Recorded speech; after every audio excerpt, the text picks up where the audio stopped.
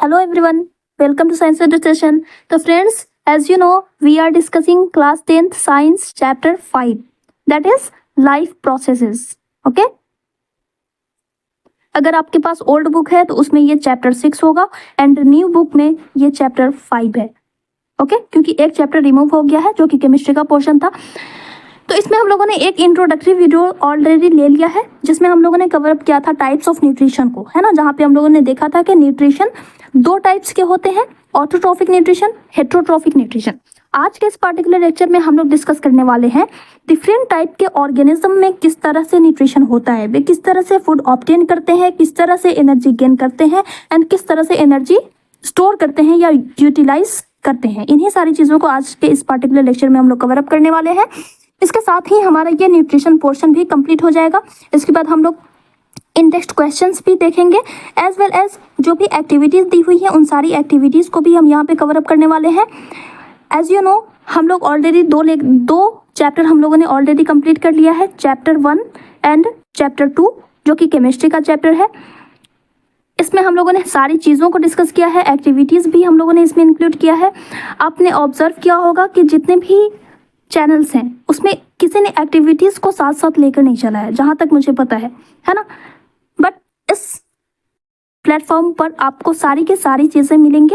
Activities के साथ हम सब कुछ डिस्कस करने वाले हैं, क्वेश्चंस को भी हम लोग डिस्कस करेंगे और साथ ही साथ एग्जाम्पलर क्वेश्चंस को भी यहाँ पे हम लोग कवर अप करने वाले हैं. ओके तो चलिए बिना देरी किए स्टार्ट करते हैं.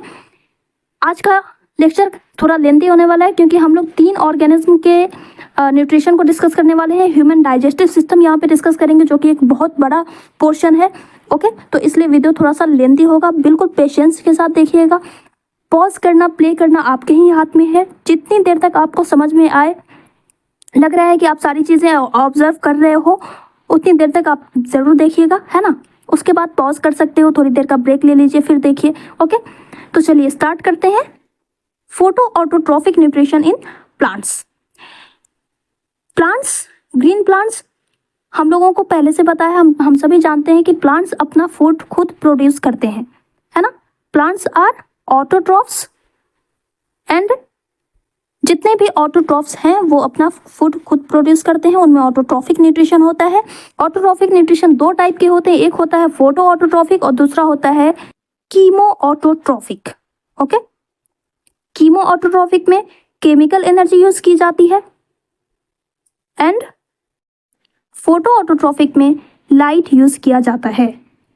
ओके तो प्लांट्स में फोटो ऑटोट्रॉफिक न्यूट्रिशन होता है because they use light energy to produce food.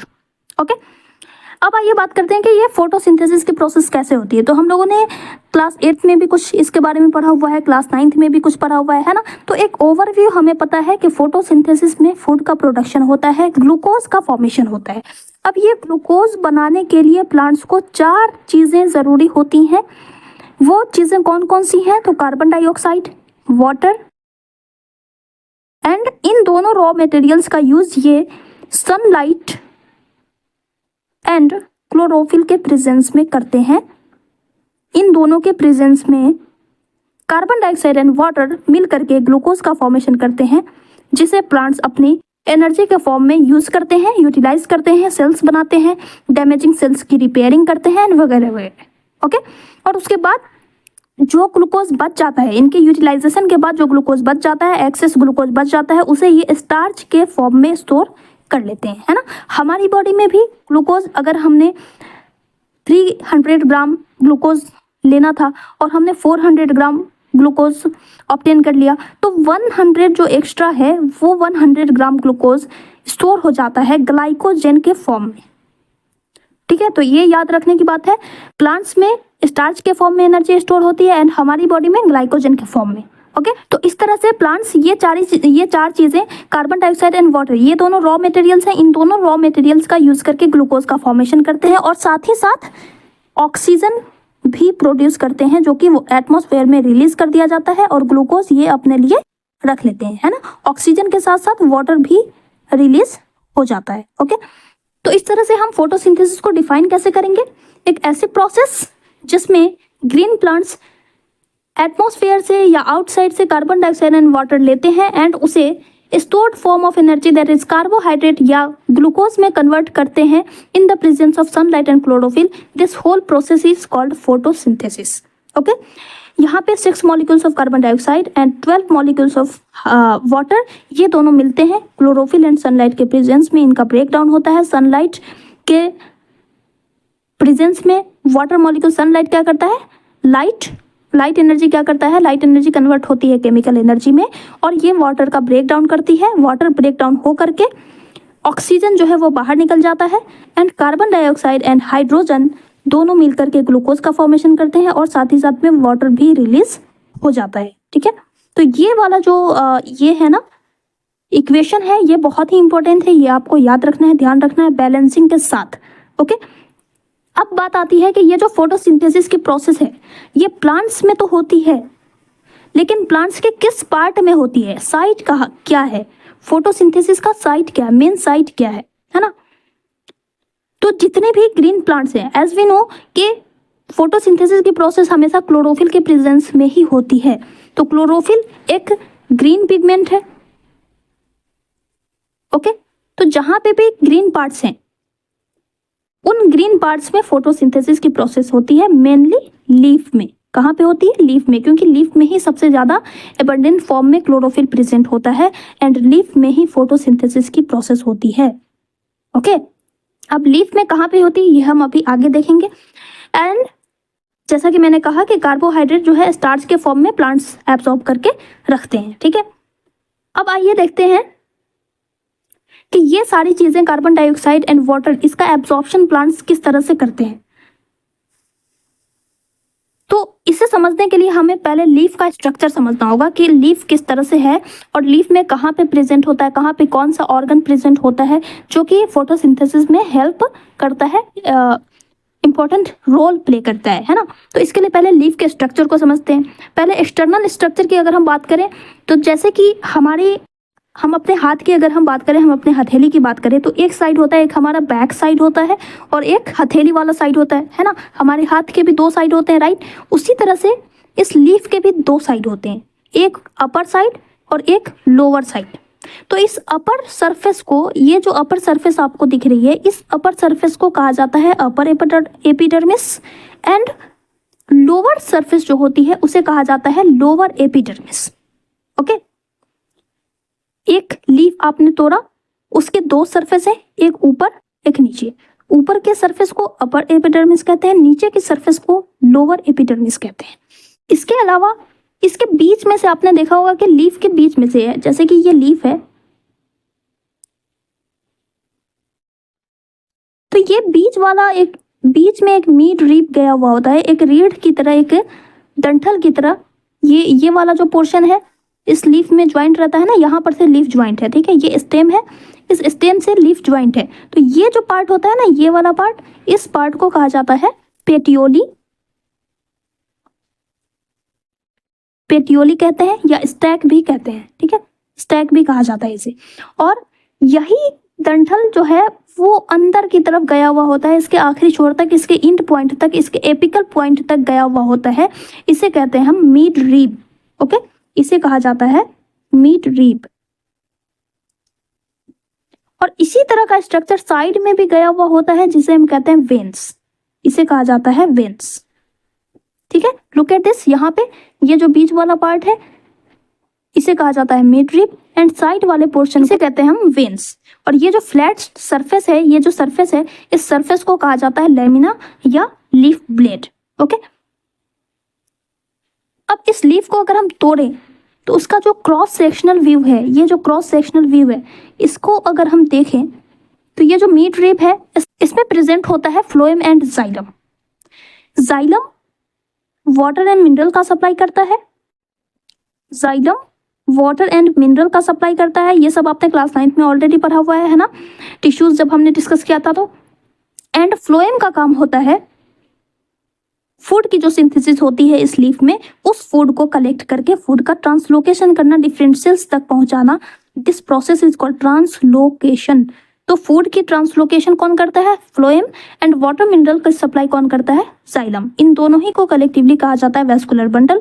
तो ये कहाँ प्रेजेंट होता है? इस मिड रिब में प्रेजेंट होता है, एज वेल एज वेन्स में भी वैस्कुलर बंडल प्रेजेंट होते हैं, ताकि हर एक कोने कोने तक, लीफ के हर एक जगह तक वाटर मिनरल्स की सप्लाई अच्छे से हो सके, इसलिए हर एक पार्ट में वैस्कुलर बंडल प्रेजेंट होता है। ठीक है, अब आइए इन दोनों सरफेस के, upper epidermis and lower epidermis, इन दोनों के बीच में जो स्ट्रक्चर है, उस स्ट्रक्चर को, उस इंटरनल स्ट्रक्चर को समझते हैं।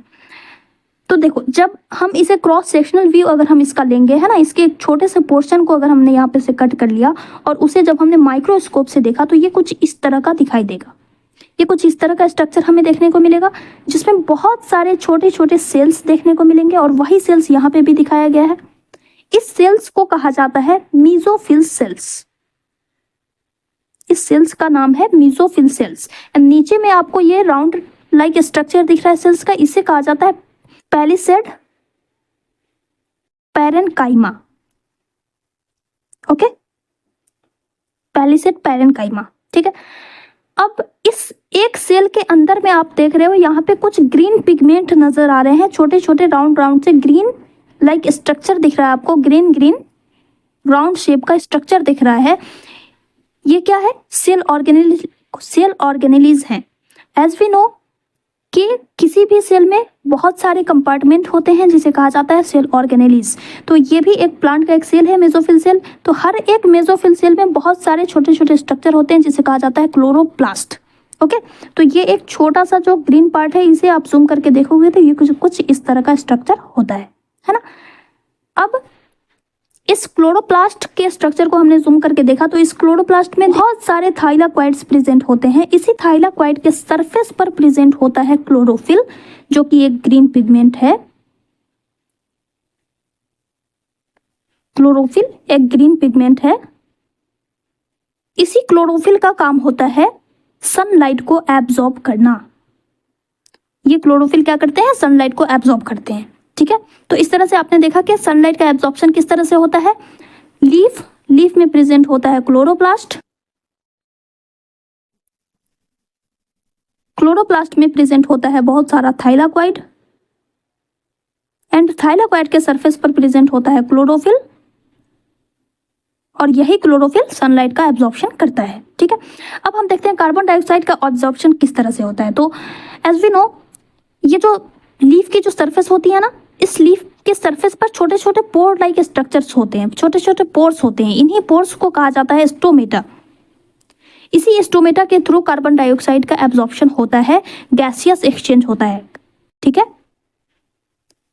तो प्लांट्स गैसियस एक्सचेंज किसके थ्रू करते हैं? स्टोमेटा के थ्रू। अब ये जो स्टोमेटा है, ये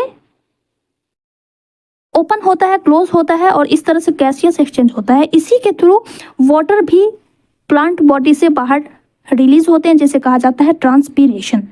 ठीक है, अब आइए समझते हैं कि ये स्टोमेटा ओपन कैसे होता है और क्लोज कैसे होता है। तो इस स्टोमेटा की ओपनिंग एंड क्लोजिंग डिपेंड करती है गार्ड सेल पे। स्टोमेटा की ओपनिंग एंड क्लोजिंग डिपेंड करती है गार्ड सेल पे, जो गार्ड सेल इस स्टोमेटा को घेरे हुए होते हैं। ठीक है, स्टोमेटा कुछ इस तरह का पी शेप्ड का होता है।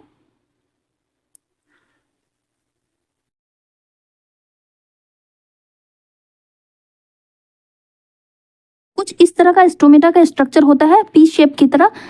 इसकी ओपनिंग, अगर ये फुला हुआ है, जब इसमें वाटर भरा हुआ होता है, जब इसमें वाटर भरा हुआ होता है तो ये फूल जाता है, इसकी स्वेलिंग हो जाती है। इसके स्वेलिंग होने से जो गेट है, ये जो गेट है, ये ओपन हो जाता है। ठीक है, और इसके ओपन होते ही बाहर से कार्बन डाइऑक्साइड इसके अंदर चला जाता है, एंड अंदर जो एक्सेस वाटर है, प्लांट की बॉडी में जो एक्सेस वाटर है, वो भी इसी के थ्रू बाहर रिलीज हो जाता है, जिसे हम कहते हैं ट्रांसपीरेशन। ओके, और जब इसकी बॉडी से ये जो स्टोमेटा है, इससे अगर पानी बाहर निकल जाता है तो ये श्रिंक हो जाता है। तो जब गार्ड सेल से वाटर, गार्ड सेल जब वाटर को इनटेक करती हैं, है ना, गार्ड सेल जब वाटर को इनटेक करती हैं तो स्टोमेटा ओपन होता है, क्योंकि स्टोमेटा स्वेल हो जाता है, स्टोमेटा स्वेल्स अप हो जाता है एंड ओपन हो जाता है ना। एंड इसका जस्ट अपोजिट, अगर जब गार्ड सेल वाटर को रिलीज कर देती है, जब वाटर रिलीज हो जाता है गार्ड सेल से जब वाटर आउट हो जाता है, तब स्टोमेटा क्या हो जाता है, श्रिंक हो जाता है। तब स्टोमेटा श्रिंक हो जाता है एंड गेट जो है, स्टोमेटा गेट, वो क्या हो जाएगा, क्लोज हो जाता है।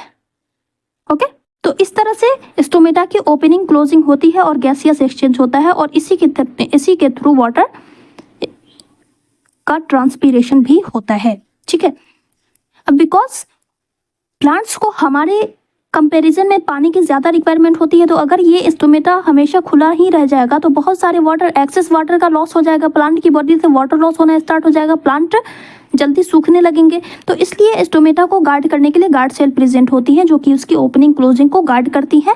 जिस टाइम में फोटोसिंथेसिस करना होता है, जिस टाइम में कार्बन डाइऑक्साइड की रिक्वायरमेंट होती है प्लांट्स को, उस टाइम में ये स्टोमेटा ओपन होता है, और जिस टाइम में कार्बन डाइऑक्साइड की रिक्वायरमेंट नहीं होती उस टाइम में ये क्लोज हो जाता है। अगर ये खुला रह गया तो वाटर लॉस हो जाएगा। ठीक है, तो इस तरह से प्लांट सनलाइट एब्जॉर्ब करते हैं, कार्बन डाइऑक्साइड भी एब्जॉर्ब कर लिया। अब बात आती है कि वाटर का एब्जॉर्प्शन कहाँ से होता है। तो वाटर सोइल से एब्जॉर्ब करते हैं। प्लांट्स की जो रूट होती है उसमें बहुत सारे रूट हेयर्स होते हैं। ओके, इसी रूट हेयर से प्लांट वाटर का एब्जॉर्प्शन करते हैं। तो इस तरह से इन तीनों चीज़ों को प्लांट्स ने एब्जॉर्ब कर लिया। अब फोटोसिंथेसिस की प्रोसेस होगी। तो फोटोसिंथेसिस की प्रोसेस में एक्चुअली में क्या होता है, 3 स्टेप्स में ये फोटोसिंथेसिस की प्रोसेस कंप्लीट होती है। आइए स्टेप्स को देखते हैं। सबसे पहला, absorption of light energy by chlorophyll, carbon dioxide from atmosphere by stomata and water from soil by root hairs. ये हमने देखा एब्जॉर्प्शन किस तरह से होता है। लाइट एनर्जी कौन एब्जॉर्ब करता है, क्लोरोफिल। कार्बन डाइऑक्साइड कौन एब्जॉर्ब करता है, stomata and water, root hairs. Okay, second step में क्या होता है, अब ये जो लाइट एनर्जी का एब्जॉर्प्शन हुआ है, ये लाइट एनर्जी कन्वर्ट होती है केमिकल एनर्जी में, है ना। एक केमिकल रिएक्शन अंदर परफॉर्म होता है और उस केमिकल रिएक्शन के through light energy chemical energy में कन्वर्ट होती है। एंड देन केमिकल एनर्जी में कन्वर्ट होते ही ये जो लाइट एनर्जी है ये वाटर मॉलिक्यूल्स का ब्रेक डाउन कर देती है, इन्हें हाइड्रोजन एंड ऑक्सीजन में तोड़ देती है। ओके, H2O, ये water molecule hydrogen and oxygen में ब्रेक हो जाते हैं। अब ये ऑक्सीजन बाहर रिलीज हो जाता है एंड हाइड्रोजन जो है वो कार्बन डाइऑक्साइड के साथ मिल करके CO2 प्लस H2 दोनों मिल करके ग्लूकोज का फॉर्मेशन कर देते हैं। CH2O जनरल फॉर्मूला है ग्लूकोज का, इसी को 6 से आप मल्टीप्लाई कर दोगे तो हो जाएगा C6H12O6। ओके, तो यही कार्बन डाइऑक्साइड एंड हाइड्रोजन, इन दोनों का यहाँ पे क्या हो रहा है, हाइड्रोजन ऐड हो रहा है। कार्बन डाइऑक्साइड के साथ हाइड्रोजन का एडिशन क्या कहलाता है, रिडक्शन। तो लास्ट स्टेप हो जाती है reduction of carbon dioxide to carbohydrate. Carbon dioxide यहाँ पे रिड्यूस हो रहा है और कार्बोहाइड्रेट में कन्वर्ट हो जाता है। तो इस तरह से 3 स्टेप में, है ना, आपकी एनसीईआरटी बुक में ये दोनों स्टेप एक साथ लिखे हुए हैं, एंड करके मैंने अलग अलग लिख दिया है। तो आप चाहो तो इन दोनों को एक साथ भी लिख सकते हो। तो इस तरह से 3 स्टेप्स में फोटोसिंथेसिस की प्रोसेस कंप्लीट होती है। सबसे पहले absorption of raw materials, second step में conversion of light energy to chemical energy and splitting of water molecules, and third and last step में हो जाता है reduction of carbon dioxide to carbohydrate. Okay, इस तरह से कार्बोहाइड्रेट की synthesis हो जाती है और ये कार्बोहाइड्रेट इसके साथ ही साथ ऑक्सीजन एंड वाटर का भी सिंथेसिस होता है। ये दोनों as a byproduct body से बाहर रिलीज कर दिए जाते हैं एंड कार्बोहाइड्रेट को प्लांट एब्जॉर्ब कर लेता है, स्टोर कर लेता है for its own utilisation. Okay, तो आई होप आप सभी को फोटोसिंथेसिस की प्रोसेस समझ में आ गई होगी। इसके साथ ही हमने देखा कि स्टोमेटा किस तरह से ओपन होता है, किस तरह से क्लोज होता है ना। देखो यहाँ पे ये लीफ है और ये है गार्ड सेल। ये गार्ड सेल जब इसमें वाटर इन करता है तो ये स्वेल हो जाती है, जिसकी वजह से गेट ओपन हो जाता है ना। ये फूलेगी, है ना। मान लो कि ये जो है इसका ओरिजिनल शेप है, तो इसमें पानी भरा हुआ है तो ये फूलेगी। जैसे कि आप गुब्बारे में पानी डालते हो तो वो फूलता है ना। तो मान लो कि इस शेप का गुब्बारा है, तो जब आप पानी डालोगे तो वो इसी शेप को गेन करेगा ना। तो जब ये अपने शेप को गेन कर लेता है तो गेट ओपन हो जाता है। यहाँ पे ये जो गेट है ये ओपन हो गया, है ना। ये गेट ओपन हो जाता है और जब इसमें से पानी बाहर आ जाता है तब ये गेट क्लोज हो जाता है। तो इस तरह से स्टोमेटा का क्लोजिंग और ओपनिंग होती है। ठीक है, अब डिजर्ट एरिया के प्लांट्स में फोटोसिंथेसिस कैसे होती है? तो डिजर्ट एरिया में क्या होता है ना, डिजर्ट एरिया के जो प्लांट होते हैं, तो डिजर्ट एरिया में टेम्परेचर बहुत हाई होता है एंड वाटर की कमी होती है, वाटर की स्कार्सिटी होती है, जिसकी वजह से वहाँ के प्लांट्स को वाटर को बचा बचा करके खर्च करना पड़ता है, इसे स्टोर करके रखना पड़ता है ताकि उनकी डेथ नहीं हो। उन्हें सर्वाइव करने के लिए वाटर को एब्जॉर्ब करके रखना पड़ता है। ओके, तो इसलिए ये प्लांट्स, डिजर्ट प्लांट क्या करते हैं, ये रात में कार्बन डाइऑक्साइड इनटेक करते हैं। रात में इनकी जो स्टोमेटा, इनमें जो स्टोमेटा प्रेजेंट होता है वो दिन के टाइम में क्लोज होता है, क्योंकि अगर ये दिन में खुला हुआ रहेगा तो दिन में टेम्परेचर हाई होता है, तो बहुत ज़्यादा वाटर लॉस हो जाएगा, बहुत तेज़ी से ट्रांसपीरेशन होगा। एज यू नो कि जब टेम्परेचर इंक्रीज होता है तो इवेपोरेशन रेट इंक्रीज हो जाती है, इवेपोरेशन तेज़ी से होता है ना। तो जब ये दिन के टाइम में ओपन रहेंगे तो ज़्यादा वाटर लॉस हो जाएगा, इसलिए डिजर्ट प्लांट में दिन के टाइम में स्टोमेटा क्लोज होते हैं। इसीलिए कार्बन डाइऑक्साइड का एब्जॉर्प्शन भी दिन के टाइम में नहीं होता है, ये रात में एब्जॉर्प्शन करते हैं, कार्बन डाइऑक्साइड इनटेक करते हैं। लेकिन इसका ये मतलब नहीं है कि फोटोसिंथेसिस रात में होता है, नहीं, सिर्फ और सिर्फ कार्बन डाइऑक्साइड का इनटेक रात में होता है और ये रात में कार्बन डाइऑक्साइड इनटेक करके एक इंटरमीडिएट बना लेते हैं, एक इंटरमीडिएट बना लेते हैं और दिन में जब इसे सनलाइट मिलती है तो ये सनलाइट को एब्जॉर्ब करके फोटोसिंथेसिस परफॉर्म करते हैं। ओके, तो ये भी ध्यान में रखना है कि फोटोसिंथेसिस दिन में ही होती है, डिजर्ट प्लांट हो या टेरेस्ट्रियल प्लांट हो, दोनों ही प्लांट में फोटोसिंथेसिस की प्रोसेस कब होती है? डे टाइम में। ओके, तो इस तरह से हमने देखा कि फोटोसिंथेसिस की प्रोसेस के लिए 4 एसेंशियल चीजें होती हैं, कार्बन डाइऑक्साइड, है ना, carbon dioxide, water, sunlight and chlorophyll. Okay, अब आइए देखते हैं कि सनलाइट, ये 4 चीजें क्यों जरूरी है फोटोसिंथेसिस के लिए। तो इसके लिए एक्टिविटी से हम समझते हैं कि किस तरह से क्लोरोफिल एसेंशियल होता है, किस तरह से कार्बन डाइऑक्साइड एसेंशियल होता है। ओके, सो फर्स्ट एक्टिविटी है how chlorophyll is essential for photosynthesis. इसके लिए एक डिमॉन्स्ट्रेशन यहाँ पे दिया हुआ है जिसे हम कहते हैं स्टार्च टेस्ट। इसमें क्या करना है आपको, take a potted plant with variegated leaves. Variegated leaves का मतलब होता है कि जिसमें एक से ज्यादा कलर प्रेजेंट हो, जैसे कि क्रॉटन आपने देखा है, क्रॉटन में मल्टी कलर लीफ प्रेजेंट होती है, उसी को कहा जाता है वेरीगेटेड लीव्स। ठीक है, तो ऐसा प्लांट लेना है जिसमें ग्रीन कलर के अलावा अदर कलर भी प्रेजेंट हो। अब क्या करना है, उसको आपको 3 दिन तक डार्क रूम में छोड़ देना है उस प्लांट को, है ना, पॉटेड प्लांट लेना है, उन्हें 3 दिन तक डार्क रूम में छोड़ देना है ताकि उसने जो भी स्टार्च स्टोर कर रखा है वो यूज्ड अप हो जाए, वो खत्म हो जाए। ओके, अब उसके बाद 6 घंटे के लिए उसको सनलाइट में रख देना है उन दोनों पॉटेड प्लांट को। ठीक है, 3 दिन तक अंधेरे रूम में रख देना है, उसके बाद अगले दिन निकाल करके उसे 6 घंटे के लिए सनलाइट में रख देना है ताकि वो फोटोसिंथेसिस करें, है ना। अब उस 6 घंटे में फोटोसिंथेसिस उसमें हो जाएगी, स्टार्च एब्जॉर्ब हो जाएगा। ओके, स्टार्च स्टोर हो जाएगा। अब क्या करना है, अब उसमें से आपको एक लीफ तोड़ लेना है, एक लीफ प्लग करके उसमें जहाँ जहाँ पे ग्रीन पार्ट है वहाँ वहाँ पे उसको आपको इस तरह से मार्क कर लेना है उस लीफ में। ठीक है, इस तरह से मार्क कर लेना है, जहाँ जहाँ पे ग्रीन पार्ट आपको दिखे वहाँ पे इस तरह से आपको मार्क कर लेना है। एंड देन अब इस लीफ को, इस मार्क्ड लीफ को बॉइलिंग वाटर में कुछ समय के लिए पोर कर देना है। उसके बाद फिर इसे एक अल्कोहल कंटेनिंग बीकर में इसे इमर्ज कर देना है, यानी डुबो देना है। एक बीकर में आपको क्या करना है, अल्कोहल लेना है, इसमें इस पत्ती को डाल देना है।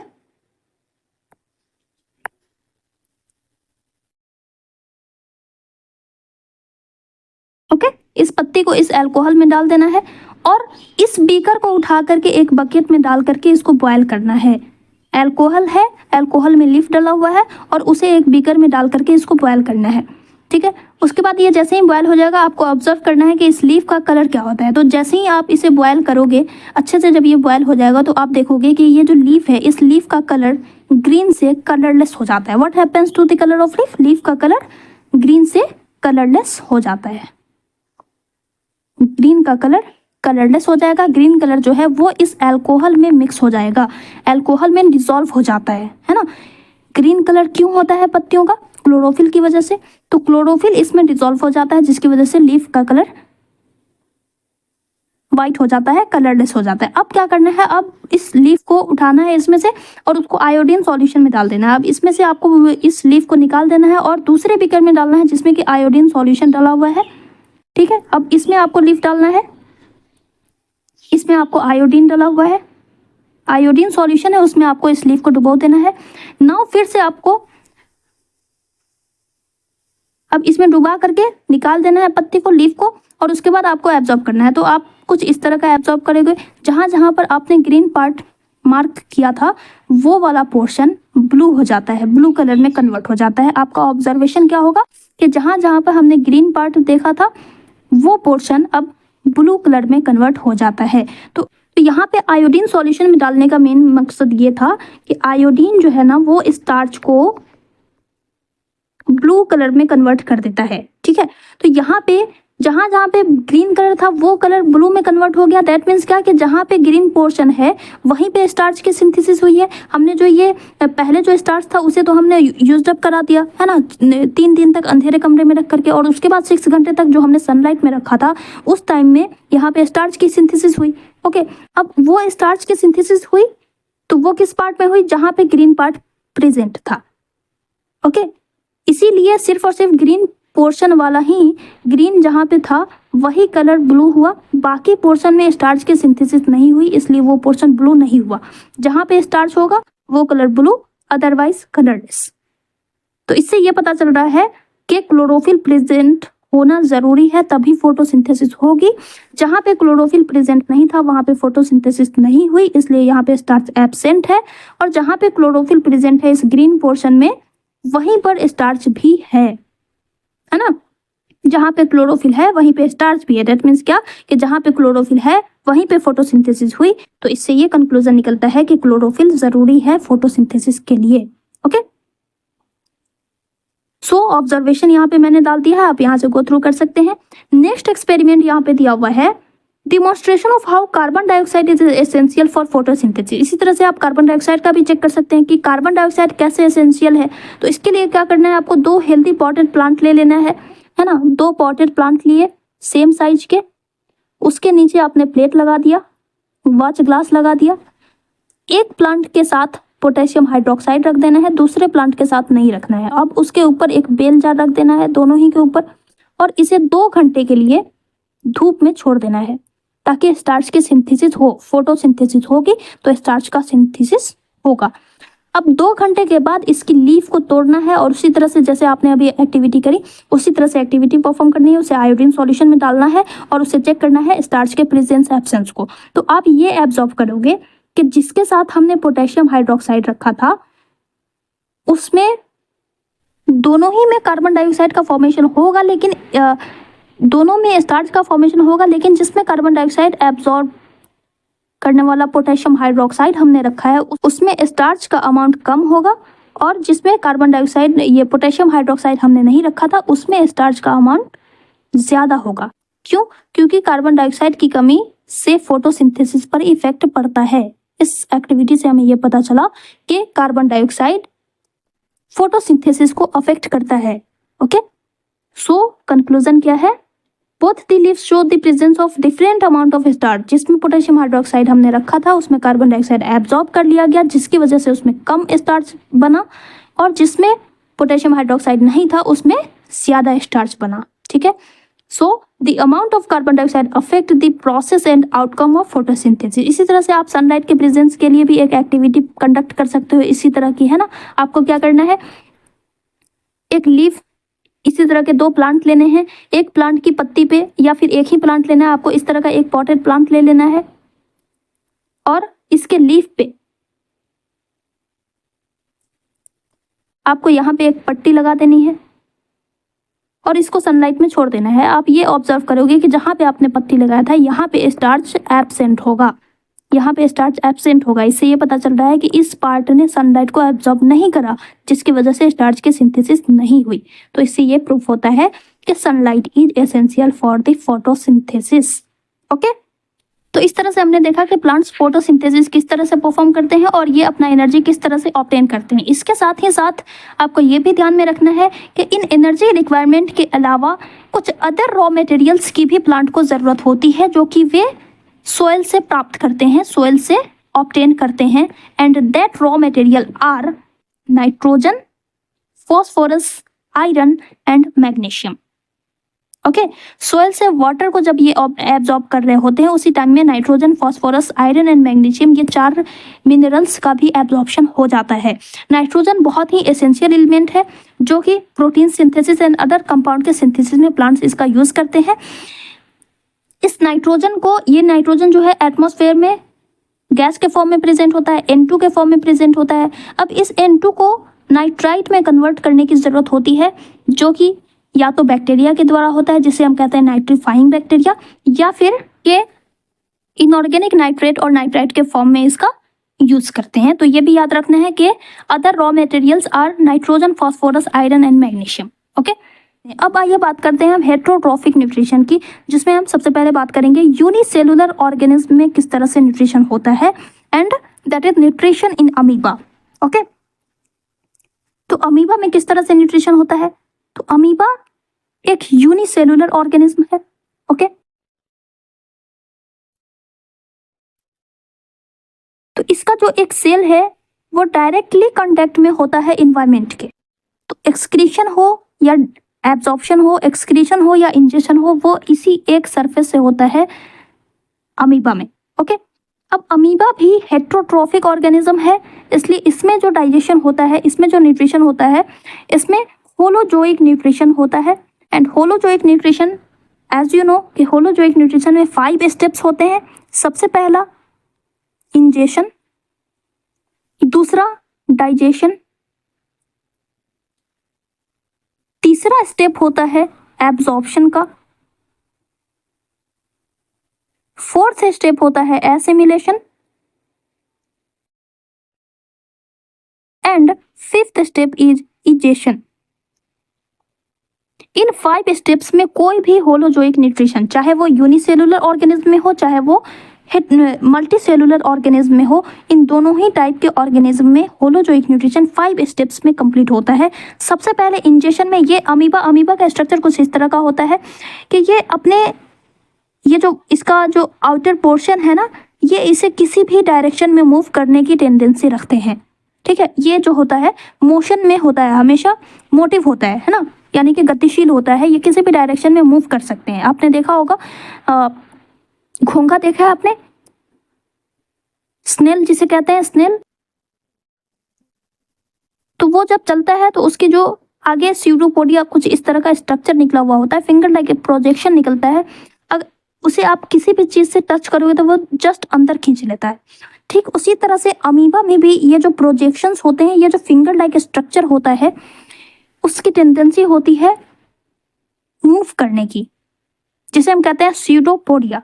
तो अमीबा अपनी बॉडी के किसी भी हिस्से से फूड को इंटेक कर सकता है।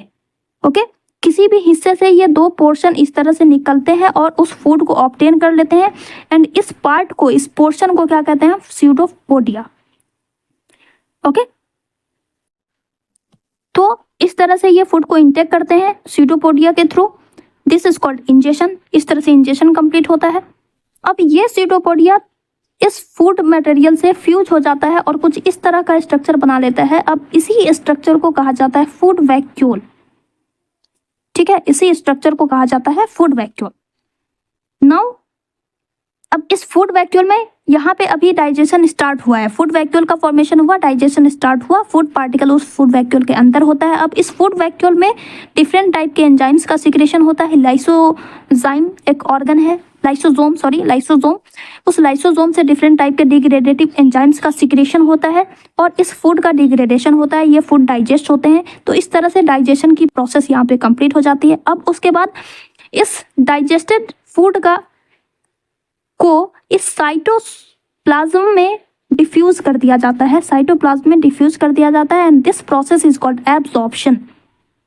ठीक है, सेल्स के डिफरेंट पार्ट, सेल्स के डिफरेंट सेल ऑर्गेनिज्म जो प्रेजेंट है, वो इस डाइजेस्टेड फूड को, डाइजेस्टेड न्यूट्रिएंट्स को एब्जॉर्ब कर लेते हैं। यहाँ पे एब्जॉर्प्शन कंप्लीट हो जाता है।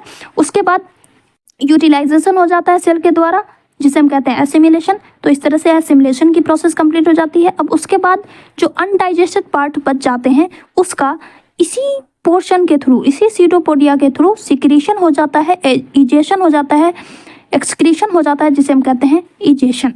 ये बॉडी से बाहर निकाल दिए जाते हैं, रिमूव कर दिए जाते हैं, एंड इस तरह से 5 स्टेप्स में अमीबा में न्यूट्रिशन कंप्लीट होता है। आई होप आपको समझ में आ गया होगा। ओके, इसी तरह से पैरामीशियम आपने सुना है, पैरामीशियम में भी कुछ इसी तरह का न्यूट्रिशन होता है। ये जो 5 स्टेप्स मैंने बताए उसे मैंने यहाँ पे आपके नोट्स के लिए मैंने यहाँ पे मेंशन कर दिया है। बस आपको ध्यान में रखना है कि अमीबा में इंजेशन की प्रोसेस किसके थ्रू होती है, तो स्यूडोपोडिया के थ्रू। ओके, नेक्स्ट हम बात करें पैरामीशियम में न्यूट्रिशन किस तरह से होता है। तो पैरामीशियम भी एक यूनिसेलुलर ऑर्गेनिज्म है। इसमें भी होलोजोइक न्यूट्रिशन ही होता है, 5 स्टेप्स में न्यूट्रिशन कंप्लीट होता है। बस अमीबा एंड पैरामीशियम में बस आपको इतना फर्क ध्यान में रखना है कि इसमें सीलिया का मूवमेंट होता है। पहली चीज के सीलिया का मूवमेंट होता है, सीडोपोडिया की जगह पर यहाँ पे पैरामीशियम में सीलिया प्रेजेंट होता है। और दूसरी चीज आपको ध्यान में रखनी है कि अमीबा में बॉडी के किसी भी पार्ट से इंजेक्शन हो रहा था, है ना, बॉडी के किसी भी पार्ट से वो फूड को इंटेक कर सकते थे, लेकिन पैरामीशियम में एक मेन साइट होता है फूड को इंटेक करने का, एक स्पेसिफिक स्पॉट होता है जिसे हम कहते हैं ओरल ग्रूव। नाम याद नहीं रहे तो फिर भी कोई दिक्कत नहीं है, क्योंकि आपके बुक में नाम नहीं दिया हुआ है, बस दिया हुआ है स्पेसिफिक स्पॉट होता है जिसके थ्रू ये फूड को इंटेक करते हैं। बस इतना ही फर्क है, बाकी की सारी प्रोसेस दोनों में सेम होती है। ओके, इसी तरह से यहाँ पे फूड वैक्यूल्स का फॉर्मेशन होता है, फिर डाइजेशन होता है, एब्जॉर्प्शन होता है, सिमुलेशन होता है, और जो भी बचे हुए पार्ट होते हैं वो एनल पोर के थ्रू एक्सक्रीट आउट हो जाते हैं। एक अदर साइट होता है इसके, यानी कि फूड इंटेक करने के लिए भी एक स्पेसिफिक साइट होता है और फूड इजेस्ट करने के लिए भी एक स्पेसिफिक साइट होता है। बस इतना ही फर्क है अमीबा एंड पैरामीशियम में। ओके, तो ये सब छोटे छोटे टॉपिक्स थे जो हमने कवर अप कर लिए। अब आइए हम लोग अपने ह्यूमन बींग्स में किस तरह से डाइजेशन, किस तरह से न्यूट्रिशन होता है वो अब हम लोग डिस्कस करेंगे, nutrition in human beings. But इससे पहले एक एक्टिविटी दी गई है, आइए उसे डिस्कस कर लेते हैं। Take 1 ml starch solution in 2 test tube. आपको 2 टेस्ट ट्यूब लेना है, उसमें 1 ml स्टार्च ले लेना है, 1 ml स्टार्च, दोनों ही में 1 ml स्टार्च ले लेना है। अब टेस्ट ट्यूब ए में आपको 1 ml सलाइवा ऐड करना है, यानी कि इसमें स्टार्च के साथ सलाइवा ऐड करना है, और दूसरे में सिर्फ और सिर्फ स्टार्च सॉल्यूशन है। एक में सलाइवा भी है, दूसरे में सिर्फ और सिर्फ स्टार्च है। अब इस दोनों को थोड़ी देर के लिए छोड़ देना है। अब कुछ देर के बाद अब इसमें आयोडीन का सॉल्यूशन डालना है, आयोडीन ड्रॉप डालना है। जैसे ही आप इसमें आयोडीन ड्रॉप डालोगे तो आप ये ऑब्जर्व करोगे कि जो टेस्ट ट्यूब ए था वो कलरलेस हो जाता है, और जो टेस्ट ट्यूब बी है वो ब्लू कलर हो जाता है।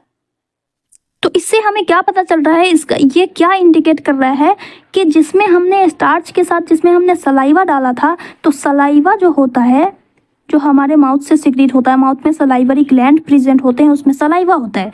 सलाइवा में एक ऐसा एंजाइम होता है जो कि स्टार्च को डाइजेस्ट करता है, ठीक है।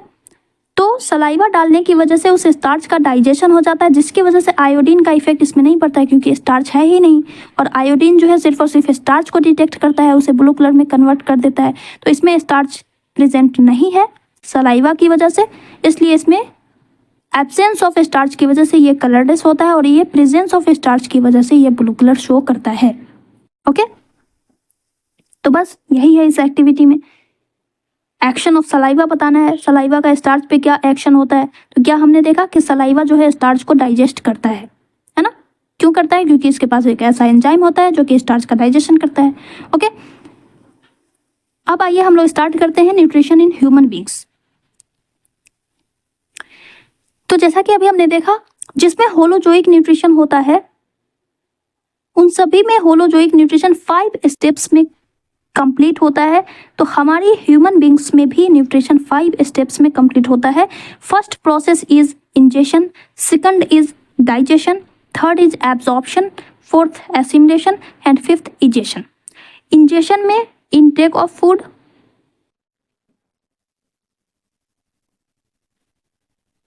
डाइजेशन में फूड का ब्रेक डाउन होता है, एब्जॉर्प्शन में डाइजेस्टेड फूड एब्जॉर्ब किए जाते हैं,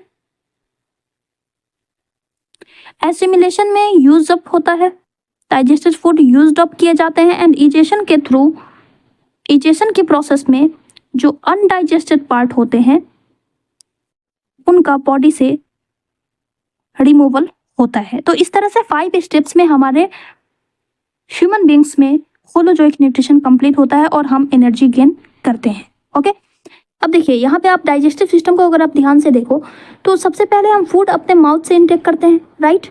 माउथ से इंटेक करते हैं, वो एक ट्यूब लाइक स्ट्रक्चर होते हुए हमारे स्टमक तक पहुंचता है। स्टमक के बाद इंटेस्टाइन में जाता है, स्मॉल इंटेस्टाइन से लार्ज इंटेस्टाइन में जाता है और उसके बाद फिर एनस के थ्रू जो अनडाइजेस्टेड पार्ट होते हैं वो निकल जाते हैं। तो यहाँ पे आपने देखा कि एक ट्यूब लाइक स्ट्रक्चर है, एक कैनाल है जो कि पूरी की पूरी प्रोसेस कर रहा है और उसके साथ कुछ ऑर्गन्स भी हैं जो इस डाइजेस्टिव सिस्टम का पार्ट होते हैं। तो इस तरह से डाइजेस्टिव सिस्टम 2 पार्ट के होते हैं। हमारा जो डाइजेस्टिव सिस्टम है उसमें 2 पार्ट होते हैं, एक होता है एलिमेंट्री कनाल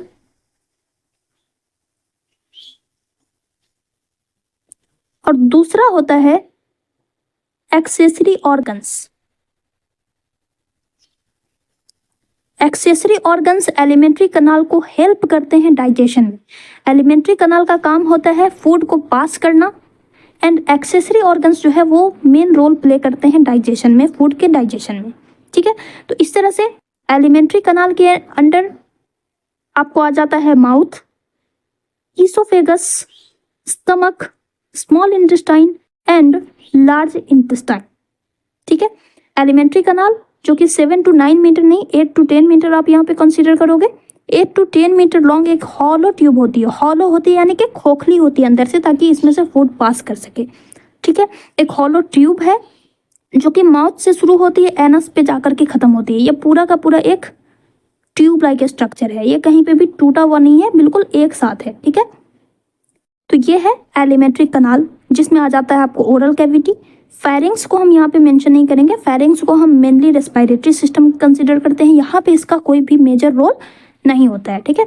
तो oral cavity, oesophagus, stomach and intestine, यहाँ पे small intestine and large intestine दोनों हो जाएगा, small and large both, okay. Accessory organs में आपको आ जाता है टीथ, टंग, ग्लैंडुलर ऑर्गन्स। ग्लैंडुलर ऑर्गन वो होते हैं जिसमें ग्लैंड प्रेजेंट होता है और ग्लैंड का काम होता है हॉर्मोन्स या एंजाइम्स का सिक्रेशन करना।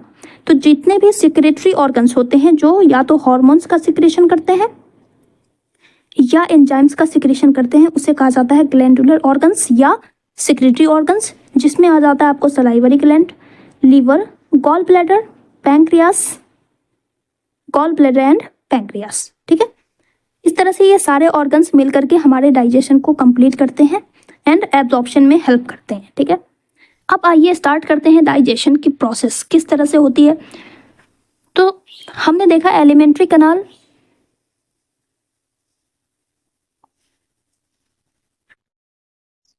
माउथ से शुरू होता है, buccal cavity, mouth and buccal cavity दोनों अलग अलग है, ठीक है। माउथ सिर्फ लिप जो होता है वो हुआ माउथ, और उसके अंदर जो कैविटी है उसे हम कहते हैं buccal cavity, okay.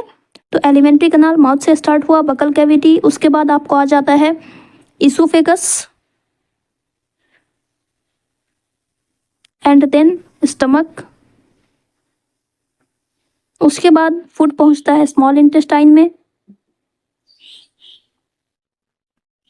Then large intestine में और उसके बाद एनस, ठीक है। तो ये है पाथवे फूड का जो कि माउथ से शुरू होता है, एनस पे जाकर के खत्म होता है डाइजेशन, ओके। एक्सेसरी ऑर्गन्स में आपको हो जाता है सलाइवरी ग्लैंड्स, टीथ, टंग, ये तीनों ऑर्गन्स जो होते हैं वो बकल कैविटी में ही इंक्लूडेड होते हैं। इसके बाद हम लोग बात करेंगे liver, pancreas, liver and pancreas, ठीक है। अब आइए एक एक करके इन सारे ऑर्गन्स को डिटेल्स में देखते हैं। First of all mouth. Mouth mouth क्या है? ये एक हॉरिजॉन्टल ओपनिंग है ना।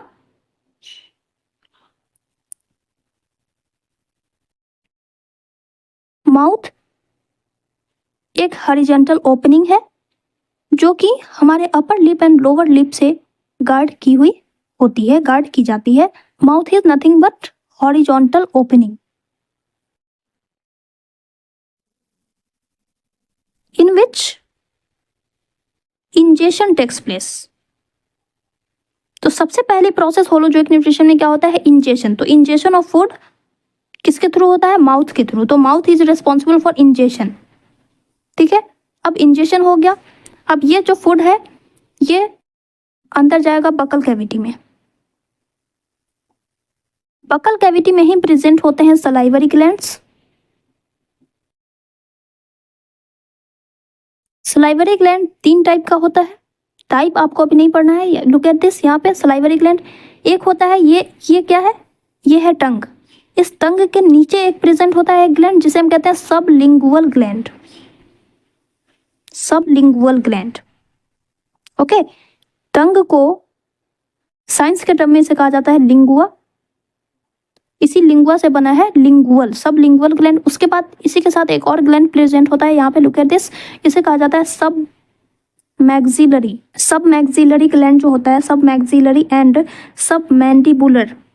सब मैंडिबुलर, ये दोनों ग्लैंड साथ में प्रेजेंट होते हैं और ये जंक्शन पे प्रेजेंट होते हैं। किसके जंक्शन पे? जहाँ पे आपका पैलेट है ना, ये पैलेट है, ये व्हाइट वाला पोर्शन आपको दिख रहा है, ये है पैलेट और ये है आपका बकल कैविटी। तो इस जंक्शन पे प्रेजेंट होता है, जहाँ पे आपका पैलेट खत्म होता है वहाँ पे प्रेजेंट होता है। इसे कहा जाता है सब मैक्सिलरी और सब मैंडिबुलर ग्लैंड। उसके बाद एक ग्लैंड जो है आपके कान के पास प्रेजेंट होता है, ये जिसका नाम है पैरोटिड ग्लैंड। Parotid gland. इस सलाइवरी ग्लैंड का काम होता है सलाइवा सिक्रीट करना। सलाइवा का सिक्रेशन करते हैं। इस सलाइवा में प्रेजेंट होता है सलाइवरी अमाइलेज।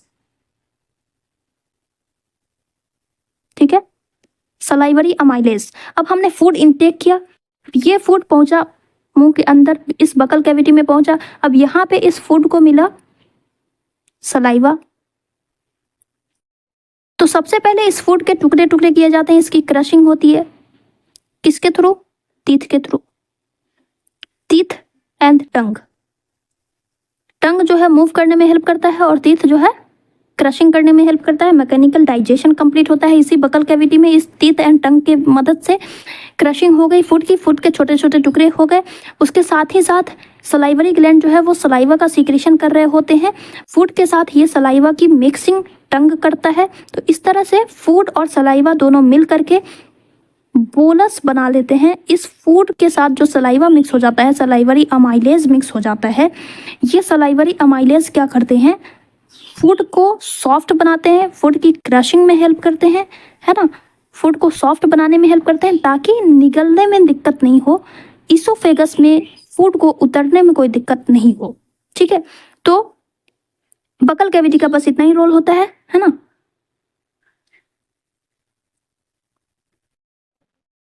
अब बकल कैविटी से ईसोफेगस में जो खाना उतरेगा वो खाना होगा बोलस, जिसमें फूड के साथ सलाइवा मिक्स है। फूड और सलाइवा इन दोनों के मिक्सचर को क्या कहेंगे हम?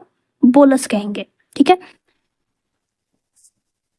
अब यही बोलस जो है वो आगे मूव करेगा और स्टमक तक पहुंचेगा। बट इससे पहले सलाइवा के कंपोजिशन की अगर हम बात करें तो सलाइवा में 98% वाटर होता है। ये कुछ एक्स्ट्रा जानकारी भी मैं आपको दे रही हूँ, है ना। आप चाहो तो इसे स्किप कर सकते हो। सलाइवा में 98% वाटर होता है और 2% में अमाइलेज होता है, जो कि फूड के डाइजेशन में भी हेल्प करता है, थोड़ा बहुत डाइजेशन भी करता है ना। यहाँ पे क्या होता है, ये जो अमाइलेज है, अमाइलेज जहाँ पे भी आप अमाइलेज नाम सुनो दैट मीन्स कि ये कार्बोहाइड्रेट डाइजेस्टिव एंजाइम है। कार्बोहाइड्रेट डाइजेस्टिंग एंजाइम है अमाइलेज। ओके, ये 2% अमाइलेज जो होते हैं ये हमारे फूड में जो स्टार्च प्रेजेंट है उस स्टार्च को छोटे छोटे टुकड़ों में कन्वर्ट करता है, उसका डाइजेशन करता है और इस स्टार्च को सिंपल शुगर में कन्वर्ट करता है, इसको सिंपलर बनाने में हेल्प करता है। ओके, तो इस तरह से बकल कैविटी में 30% कार्बोहाइड्रेट का डाइजेशन कंप्लीट हो जाता है। 30% कार्बोहाइड्रेट का डाइजेशन यहाँ पे कंप्लीट हो जाता है। ओके, अब खाना बन गया। फूड हमारा जो था वो फूड सलाइवा के साथ मिक्स होकर के बन गया बोलस। अब चलिए आगे बढ़ते हैं। अब इस बोलस को इस बकल कैविटी से नीचे उतारते हैं। इस ईसोफेगस में फूड का डाइजेशन नहीं होता है, ठीक है। ये एक लॉन्ग इलोंगेटेड ट्यूब है, यहां पे डाइजेशन नहीं होता है। ओके, ये क्या करता है, सिर्फ फूड को पास करता है। ये सिर्फ फूड को पास करता है और कहाँ पहुंचाता है, स्टमक में पहुंचाता है। अब ये इससे फूड आगे कैसे बढ़ता है, तो इसमें इसकी जो मस्कुलर वॉल होती है, इसकी जो मस्कुलर वॉल होती है, जो इनर वॉल होती है, वो उसमें कॉन्ट्रैक्शन एक्सपेंशन होता है। ये कुछ इस तरह का मूवमेंट होता है। ओके, खाना यहाँ पे है, यहाँ पे कॉन्ट्रैक्शन हुआ, खाना आगे बढ़ा, फिर यहाँ पे एक्सपेंशन हुआ, खाना जैसे ही बढ़ता है एक्सपेंशन हुआ, फिर खाना आगे बढ़ा, यहाँ पे कॉन्ट्रैक्शन एक्सपेंशन, कॉन्ट्रैक्शन एक्सपेंशन, फूलता पचकता हुआ यहाँ पे ये खाना जो है यहाँ से बकल कैविटी से आगे की तरफ मूव करता है। ठीक है, इसी ईसोफेगस और बकल कैविटी के जंक्शन पे एक ऑर्गन प्रेजेंट होता है जिसे हम कहते हैं फेरिंग्स, जो कि नेजल पैसेज से जो हम सांस लेते हैं वो भी आकर के इसी फेरिंग्स के थ्रू लैरिंग्स में पहुंचता है। तो ये एक ऐसा जंक्शन है जहाँ पे सांसें भी आकर के मिलती हैं, टकराती हैं, और हमारा फूड भी इसी रास्ते होकर के निकलता है। यही इसी फेरिंग्स के बाद फूड पाइप और विंड पाइप ये दोनों अलग अलग हो जाती हैं। ठीक है, फेरिंग्स से फूड पाइप में खाना उतर जाता है, फेरिंग्स से विंड पाइप में एयर चला जाता है। ओके, तो इस ईसोफेगस में ये जो कंट्रैक्शन एक्सपेंशन हो रहा है, इस मूवमेंट को कहा जाता है peristalsis movement, peristaltic movement, peristalsis या पेरिस्टाल्टिक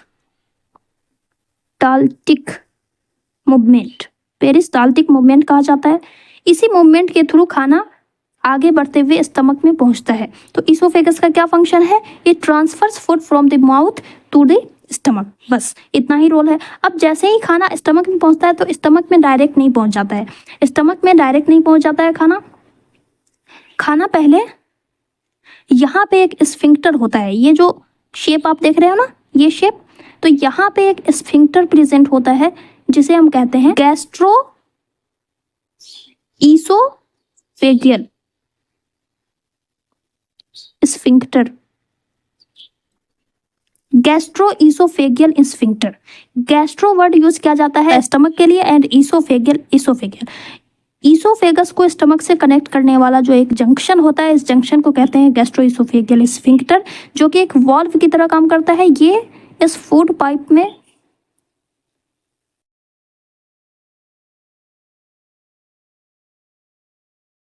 ये जो ये है, यहाँ पे इस पोर्शन को आप कट करके देखो, अगर जूम करके अगर हम देखें तो कुछ इस तरह का यहाँ पे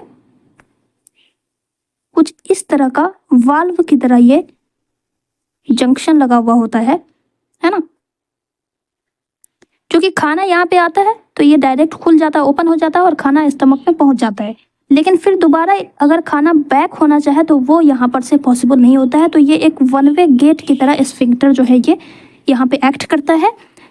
यही वजह है कि HCl जो इसके वॉल से सिक्रीट होता है, HCl, वो रिफ्लक्स नहीं होता है, या फिर हम जो खाना खाते हैं वो फिर वापस ईसोफेगस में नहीं पहुंचता है। इसी स्फिंक्टर की वजह से ये स्फिंक्टर इस चीज़ को, इस खाने को रेगुलेट करता है, वापस बैक नहीं होने देता है। तो ये इस स्फिंक्टर का मेन रोल होता है।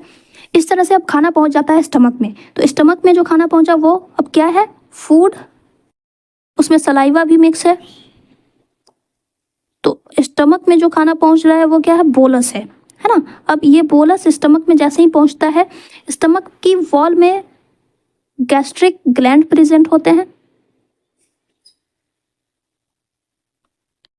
ये स्टमक सबसे लार्जेस्ट पार्ट है एलिमेंट्री कनाल का, सबसे लार्जेस्ट पार्ट आप यहाँ पे देख सकते हो, सबसे ज़्यादा फुला हुआ, सबसे ज़्यादा इसका डायमेंशन स्टमक का ही है पूरे ऑर्गन्स में, है ना। स्मॉल इंटेस्टाइन भी लॉन्गेस्ट है लेकिन पतली है, सबसे ज़्यादा मोटी स्टमक, इसीलिए इसे कहा जाता है store house of the food. ये फूड को स्टोर करता है और उसका डाइजेशन करता है। इसमें बहुत सारे गैस्ट्रिक ग्लैंड्स प्रेजेंट होते हैं जिसमें से गैस्ट्रिक जूसेस का सिक्रेशन होता है।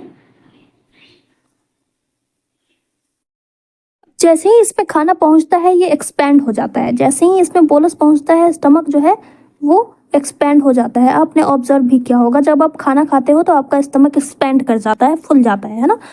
तो जैसे ही इसमें बोलस पहुंचा, फूड पहुंचा, ये स्टमक एक्सपैंड हो जाता है और HCl का सिक्रेशन, गैस्ट्रिक जूसेस का सिक्रेशन स्टार्ट हो जाता है। इस गैस्ट्रिक जूसेस में 3 इंपॉर्टेंट नेम आते हैं। पहला HCl, हाइड्रोक्लोरिक एसिड, ये हमने सेकंड चैप्टर में भी ऑलरेडी पढ़ा हुआ है। गैस्ट्रिक जूसेस HCl जिसका pH होता है 1.2 से लेकर के 1.5 तक, ये काफ़ी एसिडिक होता है ना। तो ये एसिड इस बोलस पे पड़ता है और साथ ही साथ another gastric juice is pepsinogen actually, and third is mucus। तो इन तीनों का बहुत ही इंपॉर्टेंट रोल होता है इस डाइजेशन में। ये कौन सी प्रोसेस चल रही है डाइजेशन की? इंजेशन कंप्लीट हो गया, जैसे ही हमने फूड माउथ में इंटेक किया, इंजेशन कंप्लीट। अब बकल कैविटी से डाइजेशन स्टार्ट हुआ। बकल कैविटी में 30% कार्बोहाइड्रेट डाइजेशन डन हो गया। अब उसके बाद खाना पहुंचा स्टमक में, है ना। ईसोफेगस में क्या हुआ? सिर्फ और सिर्फ खाना, ये इसने खाना पास करा, स्टमक में पहुंचाया, ठीक है। अब खाना इसमें पहुंचा, बोलस में पहुंचते ही HCl रिलीज होता है। अब पेप्सिनोजेन जो है एक ऐसा एंजाइम है, इनएक्टिव एंजाइम होता है पेप्सिनोजेन, ओके। ये पेप्सिनोजेन जो है जैसे ही HCl पड़ता है इस पेप्सिनोजेन पर HCl जैसे ही पड़ता है, ये इस पेप्सिनोजेन को एक्टिवेट कर देता है, एक्टिव कर देता है, एक्ट करने के लायक बना देता है और तब ये पेप्सिनोजेन कन्वर्ट हो जाता है पेप्सिन एंजाइम में, जो कि एक प्रोटीन डाइजेस्टिव एंजाइम है। ये प्रोटीन का डाइजेशन करता है। पेप्सिन का क्या काम है? प्रोटीन को डाइजेस्ट करना, प्रोटीन को तोड़ना, स्मॉलर मॉलिक्यूल्स में ब्रेक डाउन करना, ठीक है। ये पेप्सिन एक ऐसा एंजाइम है जो कि सिर्फ और सिर्फ एसिडिक मीडियम में काम करता है। तो इसे एसिडिक मीडियम प्रोवाइड करने के लिए ही HCl रिलीज होता है और जैसे ही HCl रिलीज होता है स्टमक का मीडियम एसिडिक हो जाता है और ये पेप्सिन एक्टिवेट हो जाता है, ठीक है। अब पेप्सिन के एक्टिवेट होते ही स्टमक में 50% प्रोटीन का डाइजेशन कंप्लीट हो जाता है। 50% प्रोटीन, ओके, 50%, आधा प्रोटीन, जो भी हमारे फूड में आधा प्रोटीन है वो उसका डाइजेशन यहाँ पे कंप्लीट हो जाता है। 50% प्रोटीन का डाइजेशन यहाँ पे कंप्लीट हो जाता है। अब ये जो HCl रिलीज हो रहा है, इसके रिलीज होने की वजह से स्टमक की जो वॉल होती है, बिकॉज HCl तो एसिडिक है एंड वी नो कि acids are corrosive in nature, तो ये स्टमक की वॉल को हार्म कर सकते हैं, डैमेज कर सकते हैं। इसे प्रोटेक्ट करने के लिए अनदर गैस्ट्रिक जूस रिलीज होता है इसी स्टमक की वॉल से, and that is called mucus, जो कि इस स्टमक वॉल को प्रिवेंट करता है HCl अटैक से। HCl के एक्शन से इस स्टमक वॉल को प्रोटेक्ट करता है म्यूकस, और साथ ही साथ इस फूड के लिब्रिकेशन में भी हेल्प करता है। फूड लिब्रिकेशन में भी म्यूकस का इंपॉर्टेंट रोल होता है। लिब्रिकेशन क्या होता है? तो फूड को मिक्स करना, है ना, फूड को चिपचिपा बनाए रखना ताकि उससे स्टमक की जो वॉल है वो डैमेज नहीं हो। इस तरह से ये फूड को लुब्रिकेट करने में हेल्प करता है और फूड का डाइजेशन इस तरह से कंप्लीट होता है, ठीक है। तो अब बकल कैविटी से खाना उतरा था, बोलस उतरा था नीचे, जो कि स्टमक में पहुंचा था, और बोलस का नेचर था एसिडिक, है ना। अब ये बोलस स्टमक में पहुंचा जहाँ पे 50% प्रोटीन का डाइजेशन कंप्लीट हो जाता है।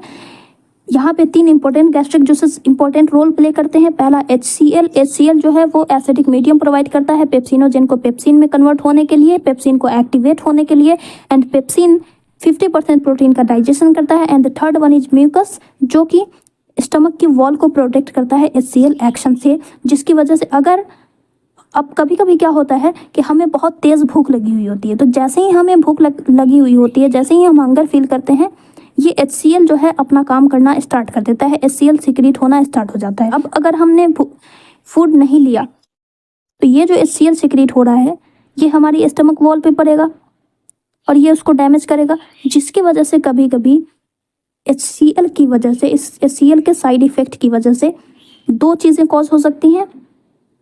हमें भूख लगी, हमने उस टाइम पे अगर फूड नहीं लिया तो ये पेप्टिक अल्सर कॉज कर सकता है, ये भी आपको ध्यान रखने वाली बात है, पेप्टिक अल्सर।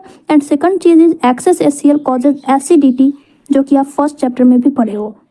तो ये दो साइड इफेक्ट्स हैं HCl के। पेप्टिक अल्सर, छाला पड़ जाता है इसके वॉल पे, और जो कि कैंसर का भी रूप ले सकता है। और दूसरी चीज़ है एसिडिटी, HCl का एक्सेस सिक्रीशन। ओके, अब यहाँ पे स्टमक में जो खाना पहुंचता है, उस बोलस में जो गैस्ट्रिक जूस मिल जाते हैं, बोलस में जो गैस्ट्रिक जूस मिल जाते हैं, तब इस खाने को अब कहा जाता है काइम, काइम जो कि एसिडिक होता है। ठीक है, तो अब ये काइम जाएगा स्मॉल इंटेस्टाइन में। तो स्टमक से स्मॉल इंटेस्टाइन में आने के लिए भी यहाँ पे एक जंक्शन क्रॉस करना पड़ता है। इस जंक्शन का नाम है पाइलोरिक स्फिंक्टर, पाइलोरिक स्फिंक्टर। इस पाइलोरिक स्फिंक्टर ये भी एक वन वे वॉल्व है, खाना स्टमक से इंटेस्टाइन में उतरेगा लेकिन फिर वापस रिफ्लक्स बैक नहीं होगा, इसलिए यहाँ पे भी स्फिंक्टर प्रेजेंट होता है। ठीक है, तो अब फूड स्टमक से जो फूड नीचे उतर रहा है वो क्या है, काइम। ठीक है, अब ये काइम, इस काइम का डाइजेशन होगा स्मॉल इंटेस्टाइन में। तो अब आइए स्मॉल इंटेस्टाइन को समझते हैं। स्मॉल इंटेस्टाइन जो कि एक 3.5 सेंटीमीटर, करीब 3.5 मीटर लॉन्ग, सबसे लॉन्गेस्ट पार्ट होता है एलिमेंट्री कनाल का।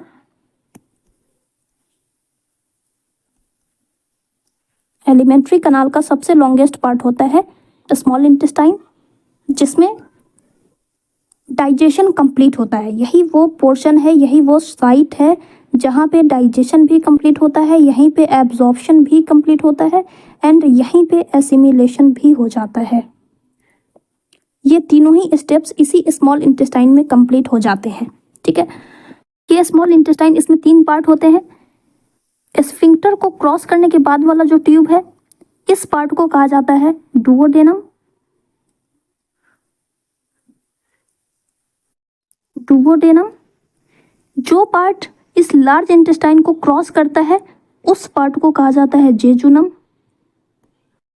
एंड इस लार्ज इंटेस्टाइन के अंदर में ये जो पार्ट दिख रहा है, ये मोस्ट क्वाइल्ड स्ट्रक्चर जो है, एक्सटेंसिव क्वाइलिंग जो दिख रही है, वो कहलाता है ilium.